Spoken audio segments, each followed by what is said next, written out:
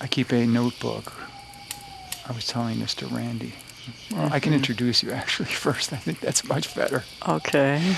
Okay, on the I, Thou video series today, we have Randy Atlas. Say hello to the people. Hello, everyone out there. And we have Mary Master. Did I get your name right? Masters, no, with an S on the end. With an S, okay. And let us begin. Unless you would like to say something about yourselves. Do you? You want to define yourselves? Oh.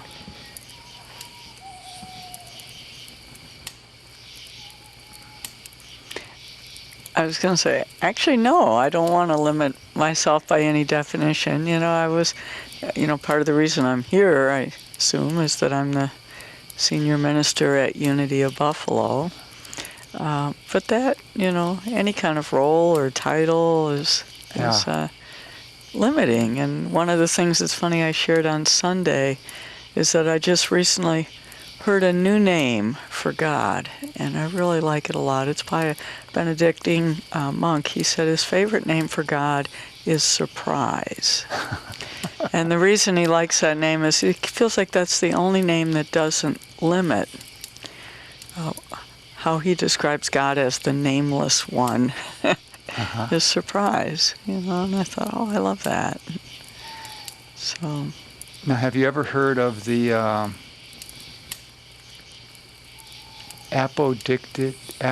this is a tough word to say. Apodictic theology. Wow, no, I've never heard that word. It came about in the Middle Ages. And it had to do with defining God. And they had a bit of a quandary. They said, everything in the universe that exists changes. However, something perfect cannot change, because it would either change into something better or worse. So if you're perfect, you're solid. Should we really say that God exists?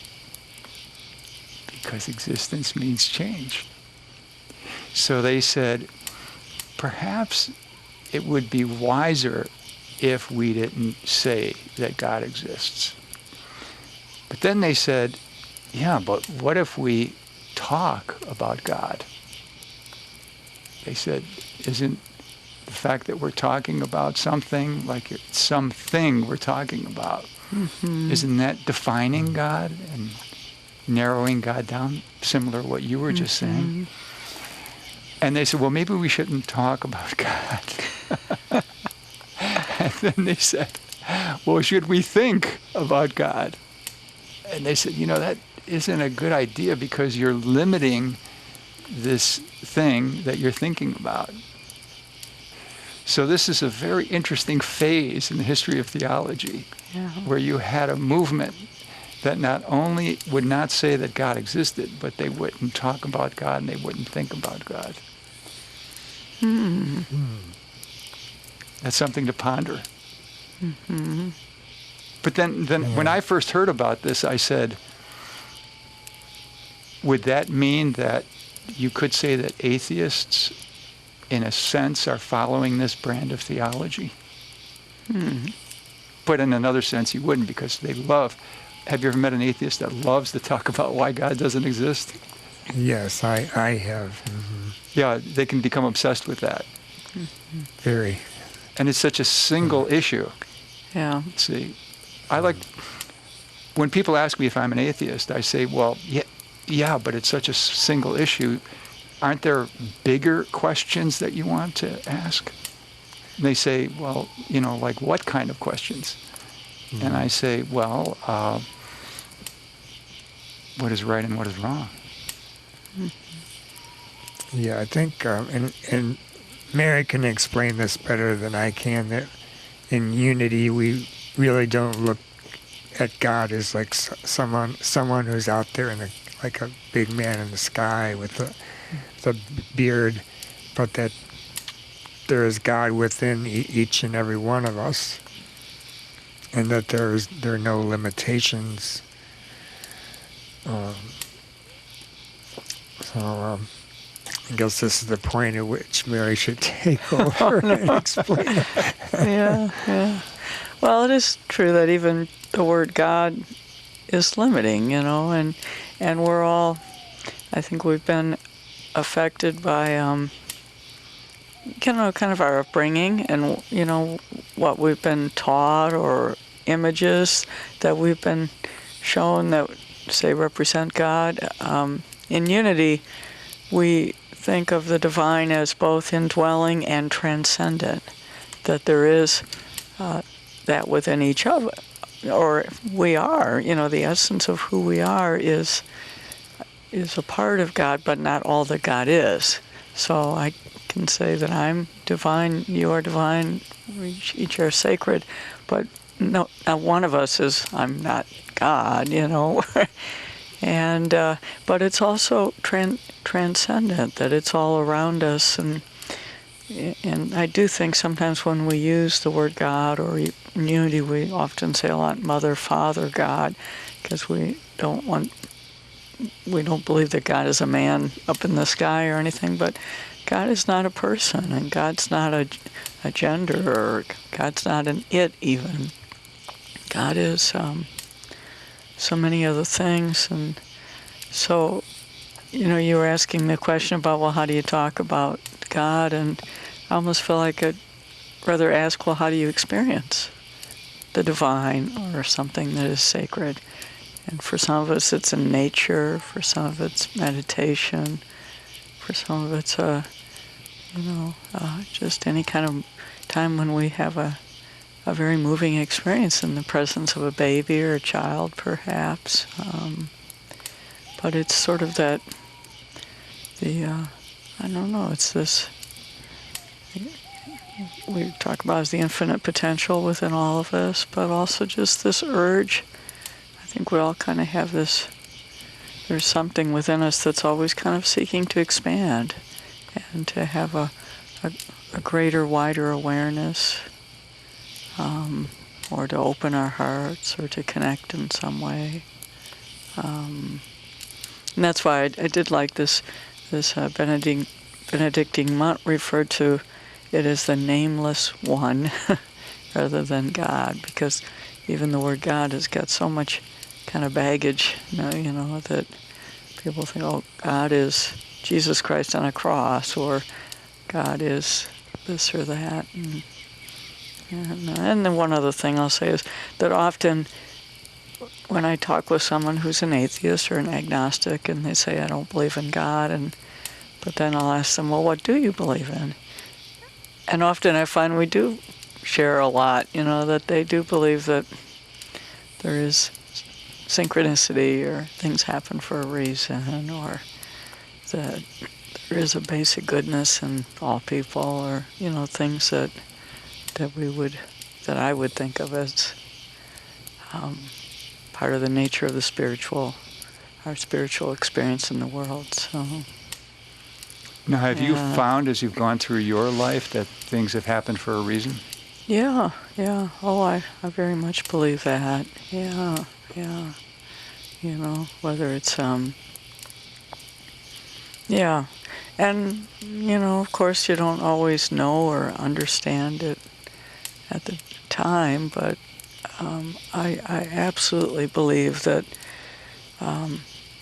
that good can come out of any situation, even a great tragedy, and that when I say that there sort of is a plan or a divine plan, it doesn't mean that there is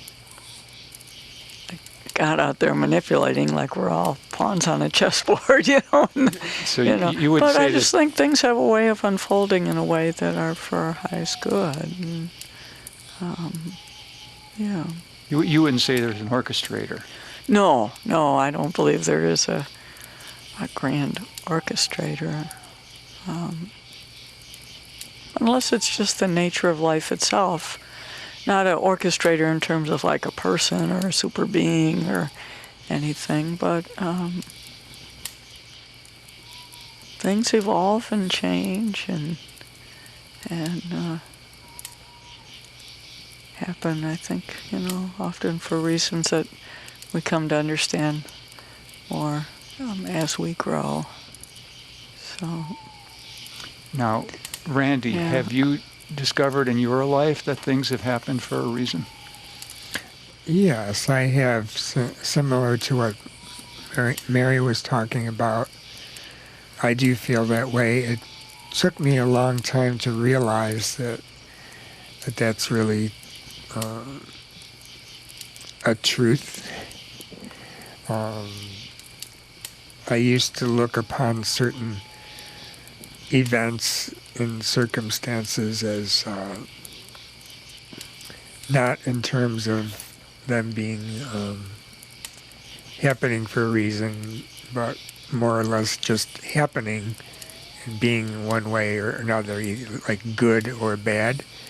But I realize now that an experience or something that has happened is not necessarily good or bad. It's even the words good or bad. There's good doesn't mean that it's all good, or bad doesn't mean it's all bad. It's, in a way, everything is good because it happens for a reason. And there have been times in my life where I believe that I can prove that things happen for a reason because I've been either out of work or in a financial challenge or a physical challenge, and I look back on those times and I can see how they happened for a reason. I learned a new word today called facticity. Are either of you Wow. familiar with the word No, facticity? boy, you're really expanding our horizons here. This is great. Tell me. Okay, more. so there's facts and there's facticity. I'll give you an example. Okay. Fact. Somebody had their foot blown off in Iraq. Uh-huh. Facticity. Number 1.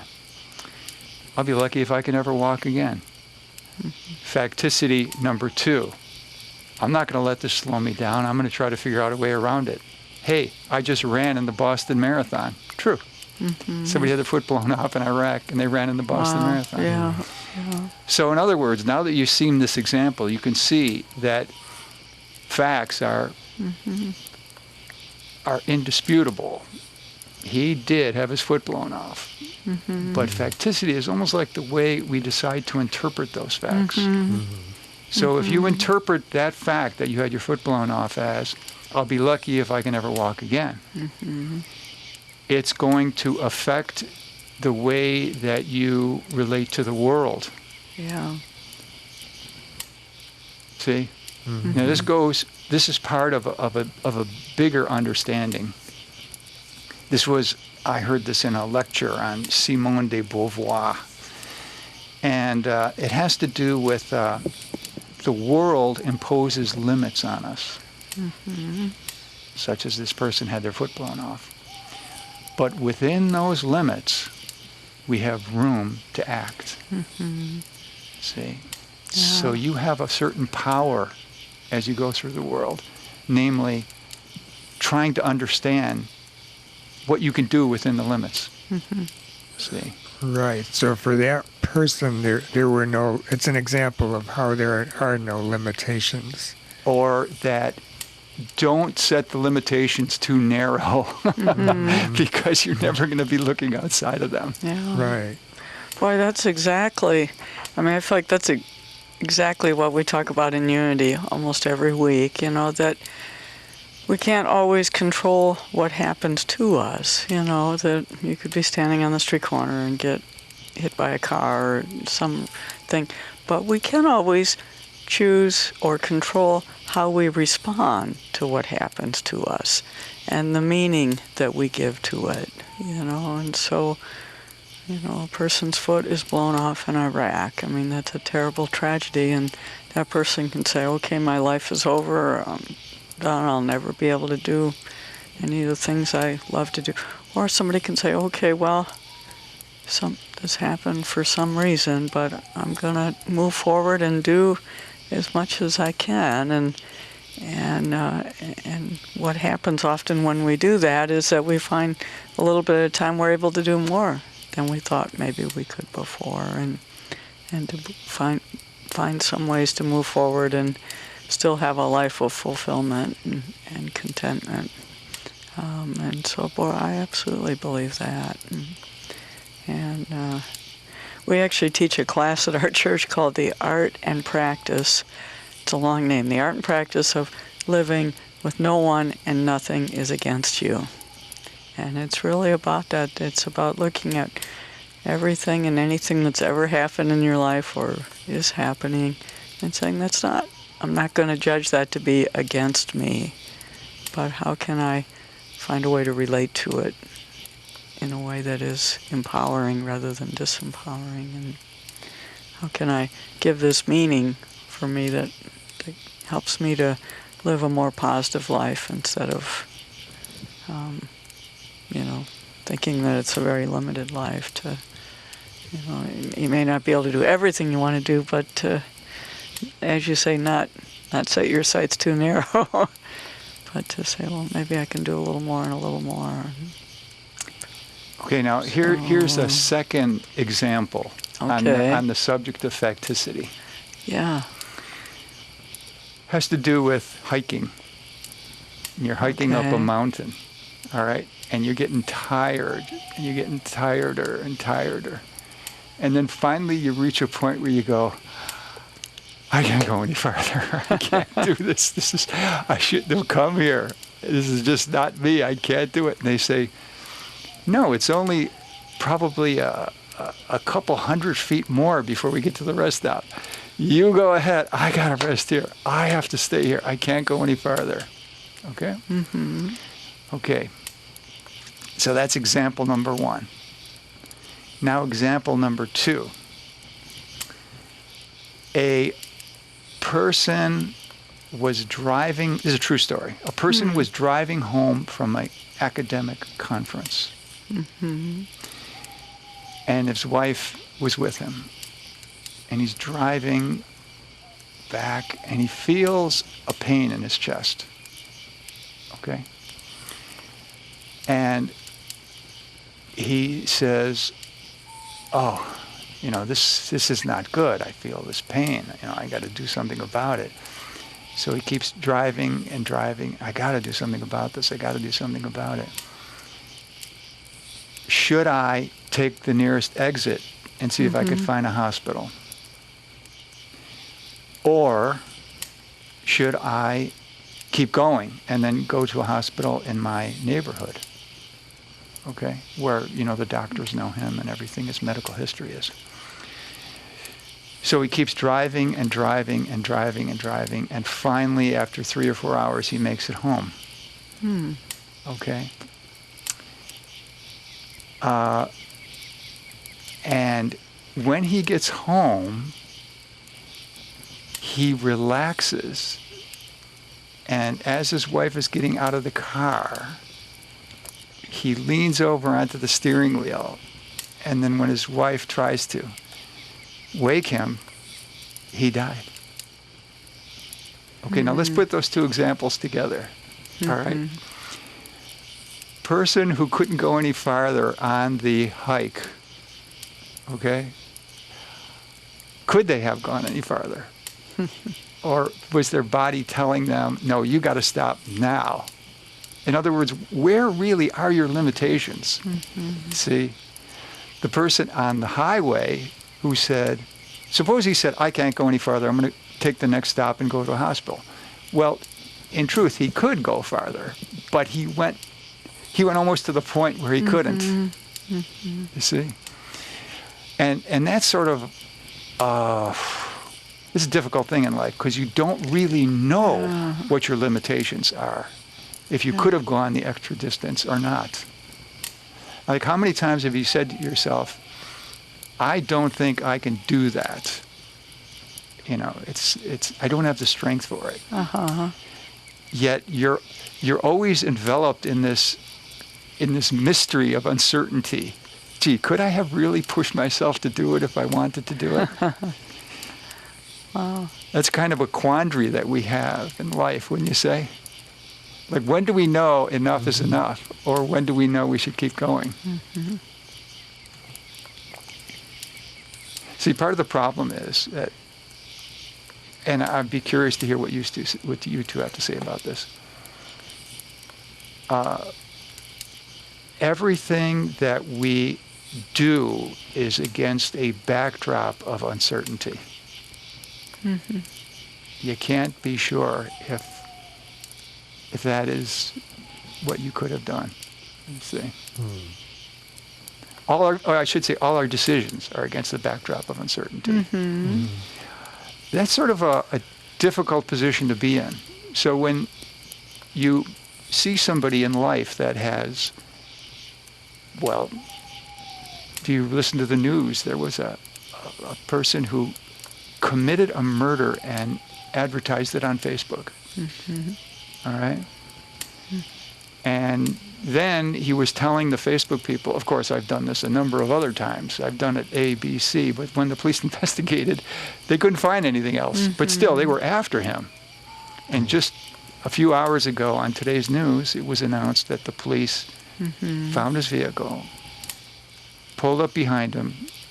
He stopped. They stopped. Police got out of the car. They heard a shot. He killed himself. Mm-hmm. Yeah. Well, when I hear that, I think, how did he deal with the uncertainty in his life? Mm-hmm. Like, how far did it push him? Mm-hmm. And then, of course, the subject of responsibility comes up, too. Mm-hmm. Obviously, he didn't live up to the morality of what is right and what is wrong. So then you have to ask yourself, what made him make the choices he made? Mm-hmm.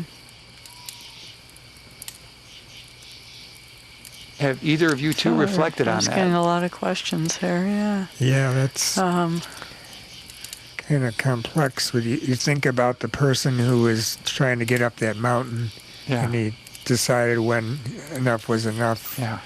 And then here's this fellow who is basically, committing crimes, or what we consider to be crimes. He's killing people and posting on Facebook. Yeah. If you try to make a correlation between that and someone, between the Facebook guy and the person trying to climb up the mountain, and also the person who was having chest pains, I think the people, they were all making decisions of some type. And I think that, my opinion is that the person who was climbing and said he had gone far enough, I believe that that's what that person felt, and he was doing what he believed was right to do.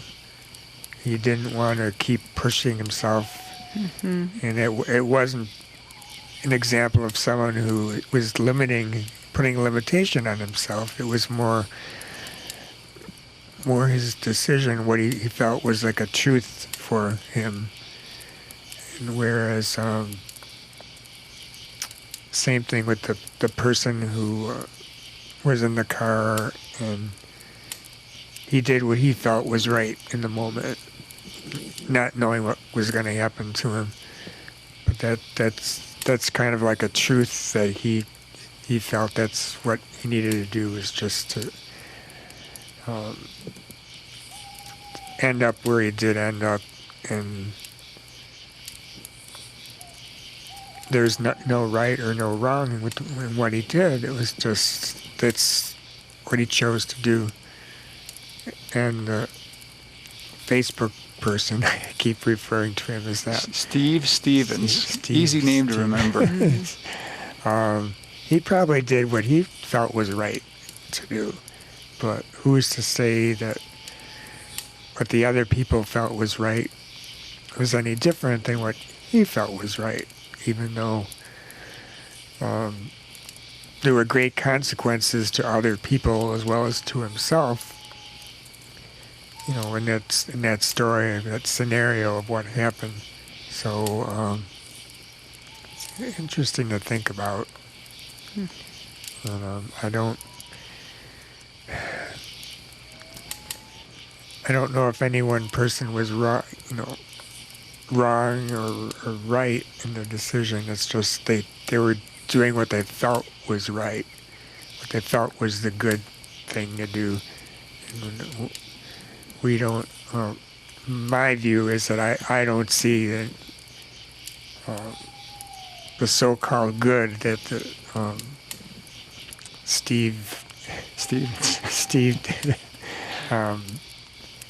But that's projecting my own morals, my own viewpoints into it, and probably the way most people feel.